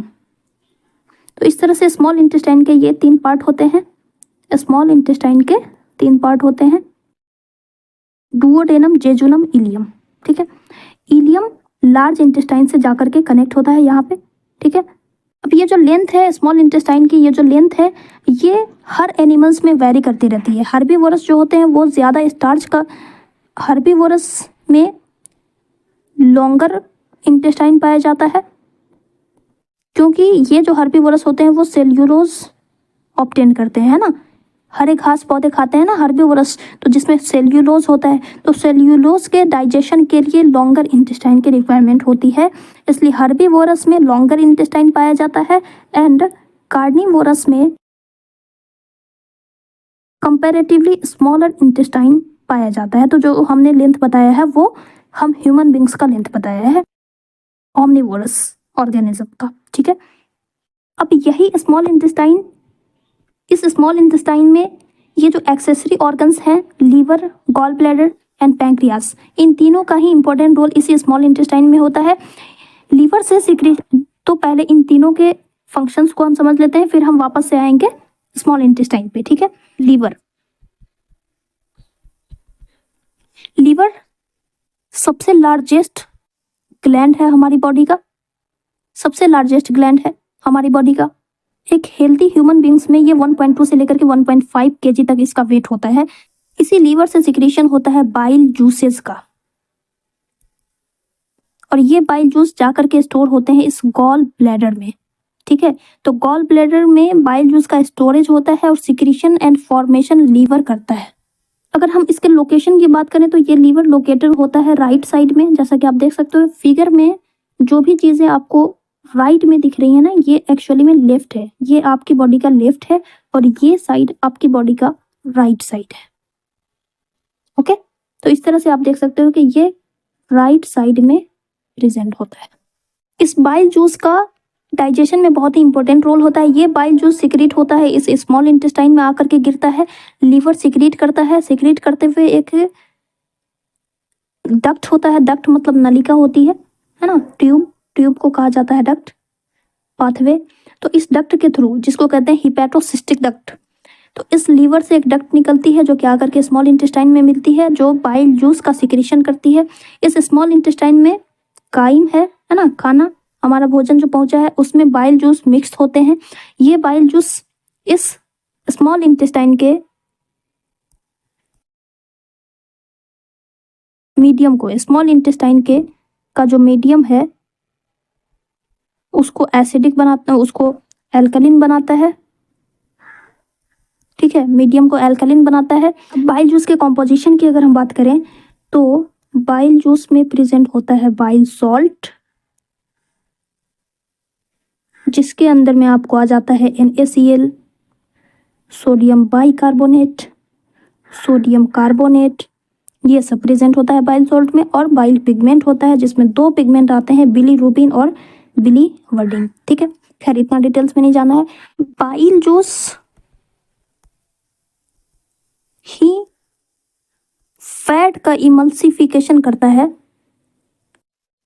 Emulsification of fat, fat emulsification. अब इमल्सिफिकेशन क्या होता है, तो फैट के बड़े बड़े टुकड़े प्रेजेंट होते हैं हमारे फूड मॉलिक्यूल्स में, उस लार्ज ग्लोब्यूल्स को ये स्मॉल ग्लोब्यूल्स में ब्रेक करता है, तोड़ता है। इसी प्रोसेस को कहा जाता है इमल्सिफिकेशन ऑफ फैट। ठीक है, तो बाइल जूस का क्या रोल है, फैट का इमल्सिफिकेशन करना, इमल्सिफिकेशन ऑफ फैट। ओके, इसके अलावा हम जब कभी एक्सेस ग्लूकोज का सेवन कर लेते हैं, जब हम एक्सेस ग्लूकोज इनटेक कर लेते हैं, उस एक्सेस ग्लूकोज को ग्लाइकोजन में कन्वर्ट करता है हमारा लीवर, और लीवर में ही इसका स्टोरेज होता है। हमने अभी देखा था फोटोसिंथेसिस में स्टार्च, प्लांट्स के केस में स्टार्च के फॉर्म में एनर्जी स्टोर होती है और हमारे केस में ग्लाइकोजन के फॉर्म में एनर्जी स्टोर होती है। तो वो स्टोरेज कहाँ होता है, इसी लीवर में होता है। ठीक है, तो बाइल जूस का यही फंक्शन है, इमल्सिफिकेशन ऑफ फैट, जिसमें लार्ज ग्लोब्यूल्स, बड़े बड़े फैट के टुकड़े छोटे छोटे फैट के टुकड़े में टूटते हैं, सिंपल।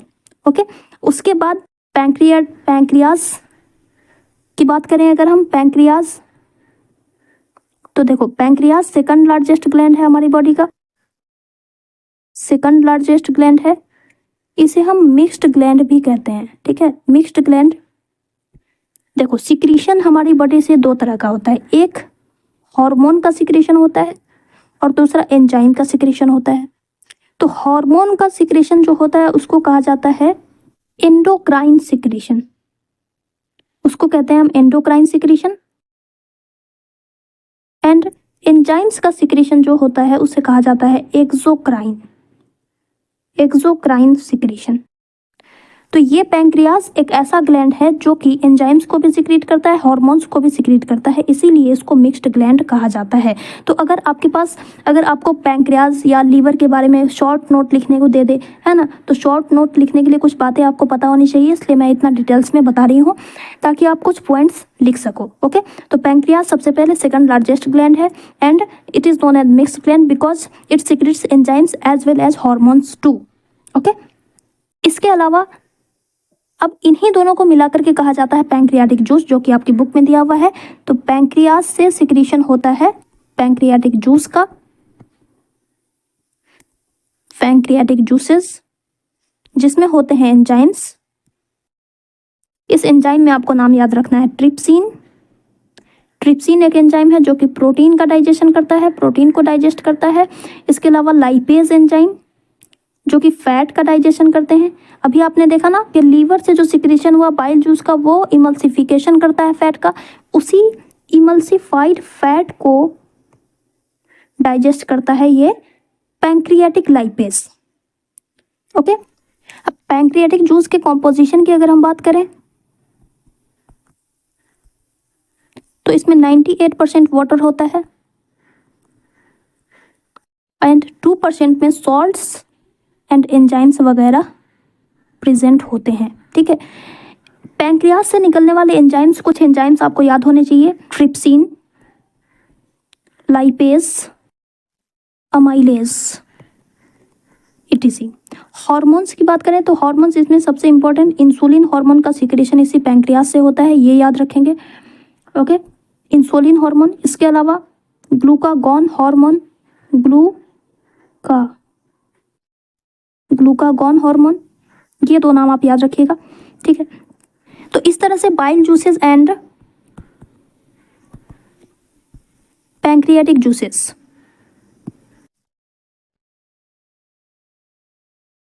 ये दोनों मिलकर के काइम में जो प्रेजेंट है फैट, उस फैट का डाइजेशन कंप्लीट कर देते हैं। ठीक है, फैट का डाइजेशन यहाँ पे कंप्लीट हो जाता है, इमल्सिफाइड फैट को ये पैंक्रियाटिक जूस डाइजेस्ट कर देता है। उसके बाद अब स्मॉल इंटेस्टाइन से लास्ट सिक्रेशन होता है, इंटेस्टिनल ग्लैंड प्रेजेंट होते हैं इसके वॉल में, स्मॉल इंटेस्टाइन की वॉल में इंटेस्टिनल ग्लैंड प्रेजेंट होता है जो सिक्रीट करते हैं intestinal juices, intestinal juice. Okay, अब इस इंटेस्टाइनल जूसेस में बहुत सारे एंजाइम्स प्रेजेंट होते हैं जो कि फाइनल डाइजेशन करते हैं। ओके, अब इस इंटेस्टाइनल जूसेस की बात कर लो तो इसमें प्रेजेंट होता है प्रोटीएज एंजाइम, जिसे हम कहते हैं प्रोटियोलाइटिक भी कहा जाता है, इसे प्रोटियोलाइटिक एंजाइम। ठीक है, प्रोटीएज या प्रोटियोलाइटिक एंजाइम ये प्रोटीन का डाइजेशन करते हैं। जो भी बचा खुचा प्रोटीन है, हमने अभी देखा ये 30% डाइजेशन तो यहाँ हो जाता है कार्बोहाइड्रेट का, है ना। स्टमक में 50% प्रोटीन का डाइजेशन कंप्लीट हो जाता है। अब 50% जो प्रोटीन बचा है उसका डाइजेशन यहाँ पे कंप्लीट हो जाता है, ये प्रोटीन कन्वर्ट हो जाते हैं। इस प्रोटीएज की हेल्प से प्रोटीन अमीनो एसिड में टूट जाता है। अमीनो एसिड क्या है? प्रोटीन का बिल्डिंग ब्लॉक्स। इसी छोटे छोटे अमीनो एसिड से मिलकर के प्रोटीन बनता है। ठीक है, ये छोटे छोटे इस तरह से चैन होते हैं प्रोटीन के, तो ये क्या है? यही है अमीनो एसिड। ठीक है, तो प्रोटीन क्या स्मॉलर फॉर्म होता है जिसे हम कहते हैं अमीनो एसिड। अमीनो एसिड क्या है? Smaller protein. जैसे कि स्टार्च कॉम्प्लेक्स शुगर है, ये सिंपल शुगर में कन्वर्ट होता है, तो माल्टोज सिंपल शुगर है। माल्टोज से भी सिंपल शुगर होता है ग्लूकोज। ठीक उसी तरह से प्रोटीन का स्मॉलर फॉर्म होता है अमीनो एसिड। तो प्रोटीएज जो सिक्रीट होता है इंटेस्टिनल जूसेस से, वो प्रोटीन को अमीनो एसिड में कन्वर्ट करता है। दूसरा एंजाइम होता है लाइपेज या लिपोलाइटिक, जो फैट को कन्वर्ट करता है, फैट का डाइजेशन करता है। तो मैक्सिमम फैट का डाइजेशन यहीं पे होता है। ये फैट को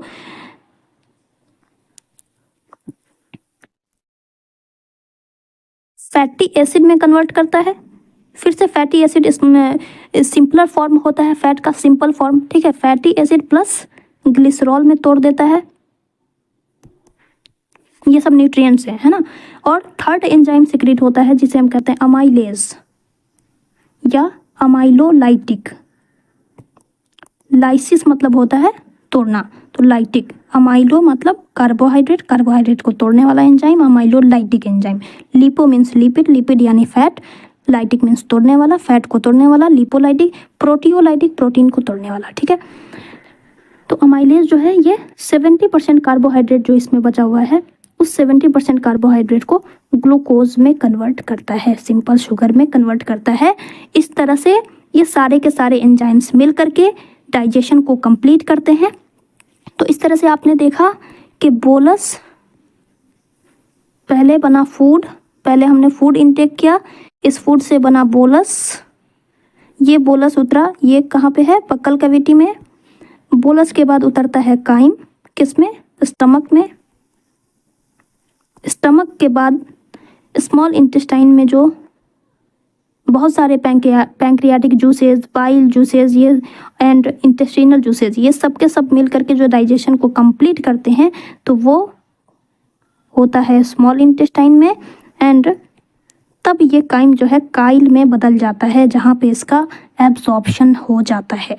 ठीक है, तो इस तरह से कार्बोहाइड्रेट, फैट एंड प्रोटीन ये तीनों कन्वर्ट हो जाते हैं सिंपलर सब्सटेंसेस में, that is glucose, fatty acids and amino acids. अब इन तीनों सॉल्युबल सब्सटेंसेस का एब्जॉर्प्शन हो जाता है by the walls of intestine,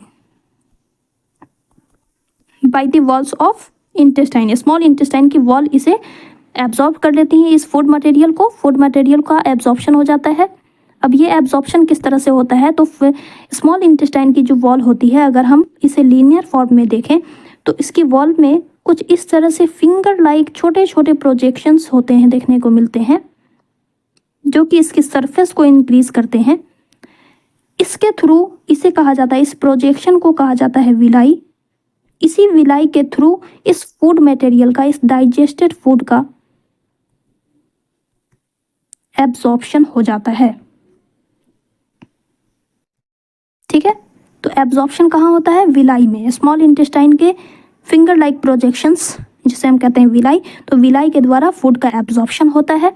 इस तरह से एब्जॉर्प्शन कंप्लीट हो जाता है। अब इसी विलाई में ब्लड वेसल्स भी प्रेजेंट होती हैं इसकी वॉल पे, छोटे छोटे ब्लड वेसल्स भी इसके स्मॉल इंटेस्टाइन की जो विलाई है उस पे प्रेजेंट होता है। ये ब्लड वेसल्स इस डाइजेस्टेड फूड को, इस एब्जॉर्ब्ड फूड में जो न्यूट्रिएंट्स प्रेजेंट है उसको सक कर लेती है, ब्लड वेसल्स कलेक्ट कर लेती है and different cells, each and every cells तक पहुंचा देती है। तो this process is called assimilation. तो इस तरह से आपने देखा कि यहाँ पे डाइजेशन भी कंप्लीट होता है, एब्जॉर्प्शन भी कंप्लीट होता है एंड एसिमिलेशन भी कंप्लीट हो जाता है। ठीक है, एब्जॉर्प्शन कौन करता है, विलाई, एंड एसिमिलेशन कौन करता है, ब्लड वेसल्स। ठीक है, अब लास्ट प्रोसेस बच जाती है ईजेशन। तो ईजेशन के लिए अब स्मॉल इंटेस्टाइन से फूड ट्रांसफर हो जाता है, यहाँ पे ये इलियम कंप्लीट हुआ। अब इस इलियम से ये लार्ज इंटेस्टाइन में इंटर करता है। ठीक है, तो लार्ज इंटेस्टाइन के भी 3 पार्ट होते हैं। एक पार्ट जहाँ पे ये जंक्शन है, जहाँ पे स्मॉल इंटेस्टाइन इसे अटैच करता है, उस पार्ट को, इस पोर्शन को कहा जाता है सीकम, इसे हम कहते हैं सीकम। और ये जो आप देख रहे हो इसे कहा जाता है कोलॉन एंड ये पार्ट है जिसे हम कहते हैं रेक्टम। तो ये 3 पार्ट होते हैं लार्ज इंटेस्टाइन के। तो ये 3 पार्ट होते हैं लार्ज इंटेस्टाइन के। अब स्मॉल इंटेस्टाइन में एब्जॉर्प्शन हो गया, एसिमिलेशन हो गया, जो भी डाइजेस्टेड फूड मटेरियल्स होते हैं, जो भी एब्जॉर्ब्ड फूड मटेरियल्स होते हैं वो स्मॉल इंटेस्टाइन में एसिमिलेट हो जाते हैं। बच जाता है अनडाइजेस्टेड, अनएब्जॉर्ब्ड फूड मटेरियल, जिसे भेज दिया जाता है इस लार्ज इंटेस्टाइन के सीकम में। और ये यहाँ पे प्रेजेंट होता है अपेंडिक्स, जो कि बहुत इंपॉर्टेंट रोल प्ले करता है। ये अपेंडिक्स जो है इस अनएब्जॉर्ब्ड फूड मटेरियल को, अपेंडिक्स जो है इस अनएब्जॉर्ब्ड फूड मटेरियल को फीकल में कन्वर्ट करता है, फीसेस में कन्वर्ट करता है। इसमें जो भी पानी प्रेजेंट होता है ना, जो भी वाटर प्रेजेंट होता है, उसका एब्जॉर्प्शन ये लार्ज इंटेस्टाइन कर लेती हैं। तो लार्ज इंटेस्टाइन का मेन रोल है री absorption of water and faecal matter में। ये अपेंडिक्स में बहुत सारे बैक्टीरिया प्रेजेंट होते हैं जो कि इस अनएब्जॉर्ब्ड फूड को फीसेस में कन्वर्ट कर देते हैं, है ना। और वही फीसेस इस लार्ज इंटेस्टाइन के थ्रू, इस कोलॉन के थ्रू ट्रेवल करता हुआ रेक्टम में जाकर के स्टोर हो जाता है।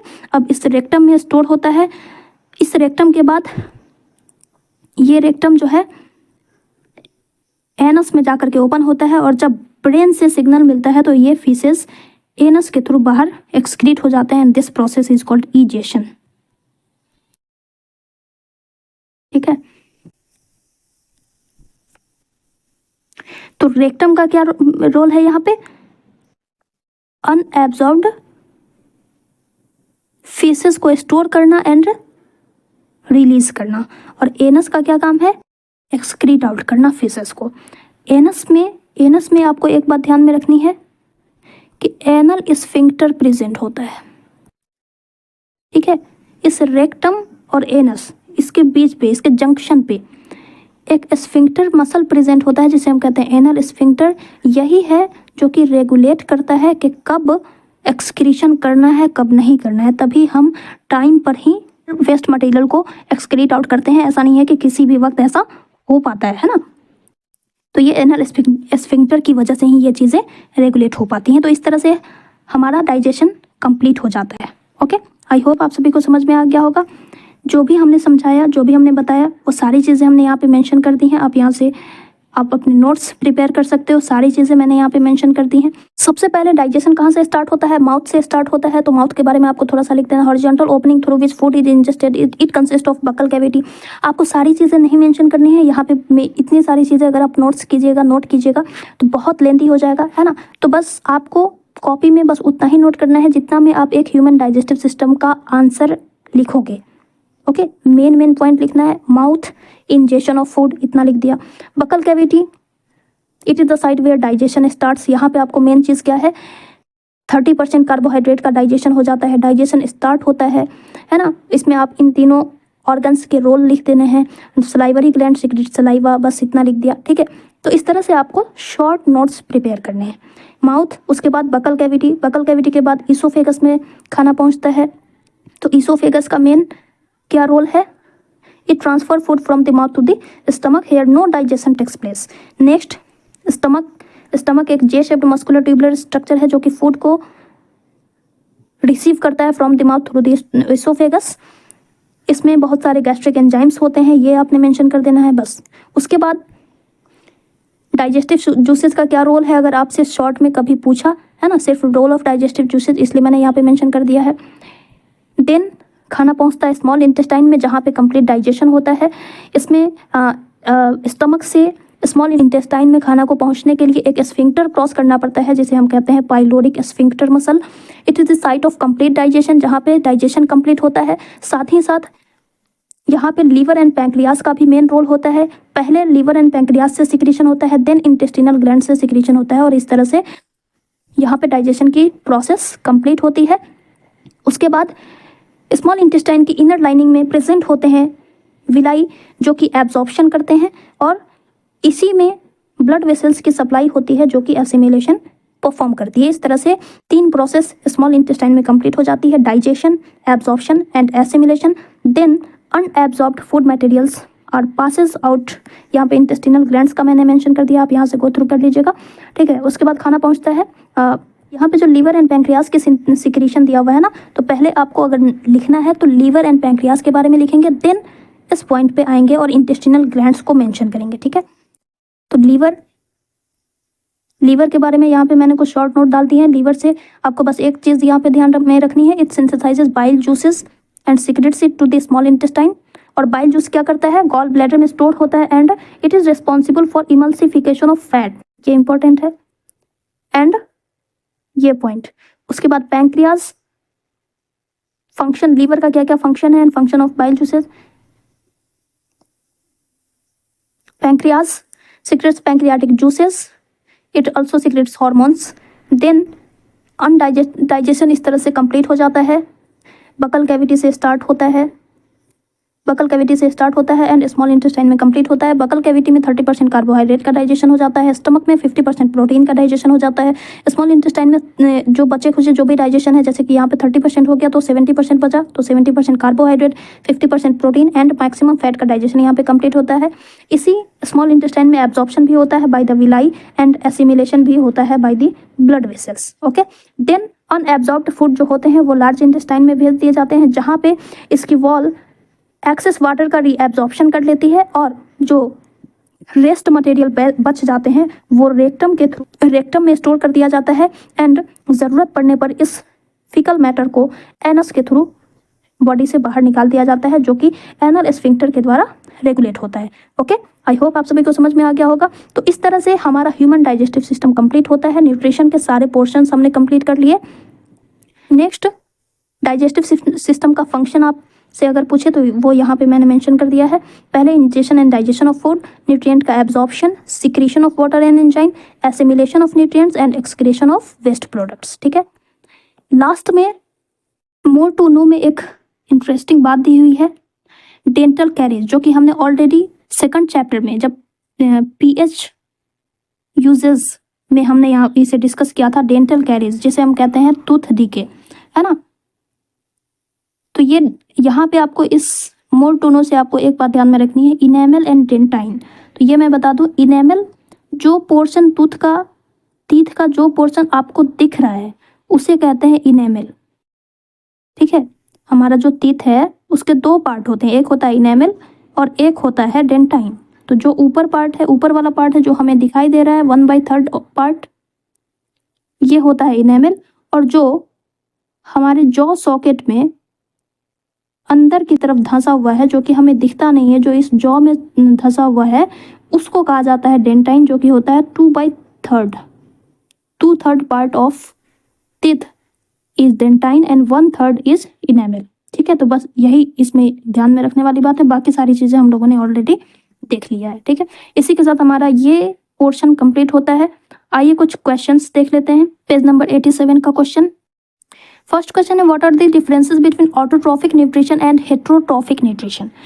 ऑटोट्रॉफिक एंड हेटेरोट्रॉफिक में क्या डिफरेंसेस है? सबसे पहले ऑटोट्रॉफ्स जो होते हैं वो अपना खाना खुद बनाते हैं, but heterotrophic organism do not prepare their own food, पहला डिफरेंस। दूसरा, ऑटोट्रॉफिक न्यूट्रिशन परफॉर्म करने वाले ऑर्गेनिज्म को ऑटोट्रॉफ्स कहते हैं या प्रोड्यूसर कहते हैं, क्योंकि ये अपना खाना खुद बनाते हैं। And heterotrophic organisms are called heterotrophs और कंज्यूमर, क्योंकि ये ऑटोट्रॉफ्स से खाना ऑब्टेन करते हैं, कंज्यूम करते हैं, इसलिए इसको कहा जाता है consumers. Okay, third point is energy is stored in the form of starch in autotrophs and heterotrophic organism में एनर्जी ग्लाइकोजन के फॉर्म में स्टोर होती है। फोर्थ पॉइंट, इसमें simple inorganic substance complex substance that is glucose में convert होता है, and इसमें कॉम्प्लेक्स ऑर्गेनिक सब्सटेंसेस का ब्रेक डाउन होता है सिंपलर सब्सटेंसेस में। ठीक है, लास्ट पॉइंट है, दिस मोड ऑफ न्यूट्रिशन, ये ऑटोट्रॉफिक न्यूट्रिशन किस में होता है? ग्रीन प्लांट्स में और कुछ बैक्टीरिया में, that is cyanobacteria. And heterotrophic nutrition occurs in all animals, जितने भी एनिमल्स हैं, हर्बीवोर्स, कार्निवोर्स, ओमनिवोर्स, सारे के सारे एनिमल्स में होता है, as well as some plants, जिसमें आपको याद रखना है कस्क्यूटा, अमरबेल एंड फंजाई, जिसमें आ जाता है mushroom, yeast and bread molds. ठीक है, तो ये हो गया आपका फर्स्ट क्वेश्चन। सेकंड क्वेश्चन है, where do plants get each of the raw materials required for photosynthesis. Plants raw materials कहाँ से प्राप्त करते हैं, है ना। तो the raw material required for the photosynthesis plants are carbon dioxide and water, और कार्बन डाइऑक्साइड ये अर्थ के एटमॉस्फेयर से प्रेजेंट करते हैं, water absorbed from the soil. Third question है, what is the role of the acid in our stomach. तो हमारे stomach में एसिड, कौन सा एसिड प्रोड्यूस होता है? HCl acid. इसका क्या रोल है? ये एसिडिक मीडियम प्रोवाइड करता है ताकि पेप्सिन एंजाइम एक्टिवेट हो सके, और दूसरी चीज़ कि ये डाइजेशन में भी हेल्प करता है, एज वेल एज ये हम जो फूड ऑब्टेन कर रहे हैं उसके साथ अगर कोई बैक्टीरिया है तो वो बकल कैविटी में सलाइवरी अमाइलेज जो सिक्रीट हो रहा है उससे भी किल हो जाता है। बाकी जो अगर बच गया कोई बैक्टीरिया तो वो इस HCl से मर जाता है। तो इसका इंपॉर्टेंट रोल है, it kills bacteria that may enter the stomach along with food. ठीक है, क्योंकि HCl का pH बहुत ही लो होता है और बैक्टीरिया लो pH को सर्वाइव नहीं कर पाते हैं। ठीक है, नेक्स्ट क्वेश्चन है, what is the function of digestive enzymes. Digestive enzyme कहाँ से सिक्रीट होता है? स्टमक से। कौन से डाइजेस्टिव एंजाइम्स? पेप्सिन। ओके, तो ये क्या करते हैं? कॉम्प्लेक्स इनसॉल्युबल फूड मटेरियल्स को सॉल्युबल मॉलिक्यूल्स में कन्वर्ट करते हैं ताकि उनका एब्जॉर्प्शन और एसिमिलेशन अच्छे से हो सके। इसमें आ जाता है आपका पेप्सिन के बारे में आप मेंशन कर दीजिएगा कि pepsin which is a protein digesting enzyme that breaks down proteins into simpler ones. Okay, last question है, how is the small intestine designed to absorb the digested food. तो small intestine absorb digested food को किस तरह से absorb करता है, ये यहाँ पे मेन आपका पूछा जा रहा है इस क्वेश्चन में। तो स्मॉल इंटेस्टाइन में विलाई प्रेजेंट होता है जो कि फिंगर लाइक प्रोजेक्शन है, और यही विलाई एक लार्ज सरफेस एरिया प्रोवाइड करता है जिसकी वजह से इस इंटेस्टिनल वॉल्स जो होती हैं वो डाइजेस्टेड फूड का एब्जॉर्प्शन कर पाती हैं। ओके, तो इस तरह से ये सारे के सारे क्वेश्चंस कंप्लीट हो गए, सारे के सारे पोर्शंस हमने कंप्लीट कर लिए। अब नेक्स्ट लेक्चर में हम लोग बात करेंगे रेस्पायरेशन की। आई होप आप सभी को अच्छा लगा होगा। ठीक है, तो चलिए मिलते हैं नेक्स्ट लेक्चर में। Till then take care, bye bye.